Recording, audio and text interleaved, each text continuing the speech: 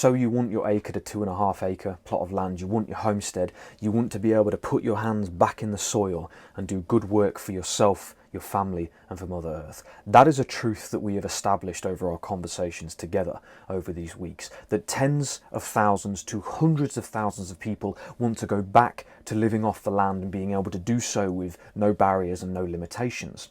And so what we're talking about now is the journey from this point, where you have hundreds of thousands of people wanting to go back to that way of life, and then to the inevitable conclusion in the future where that becomes a reality. Because what we're talking about here is creating heaven on earth. I'm not talking religious, right? I'm not talking about any sort of religious philosophy here. I'm talking about the simple premise of creating heaven on earth, which is all the goodness that you can imagine assigned to that word. All the abundance, all the love, all the healing, all the joy, all the compassion assigned to that word is exactly what we are talking about. We are talking about creating heaven on earth. And so now what happens from here until there is the journey of all of us starting to come together, okay, having the conversation, building the excitement, building the intense desire to go back to that way of life. Because most people are completely fed up. We're recognising more and more that the systems are corrupt, although that's evident to people over many, many years,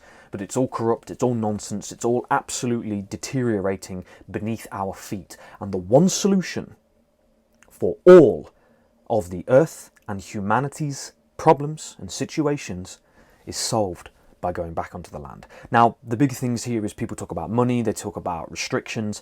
Yes, that's something that all of us understand, not just me, all of us understand this.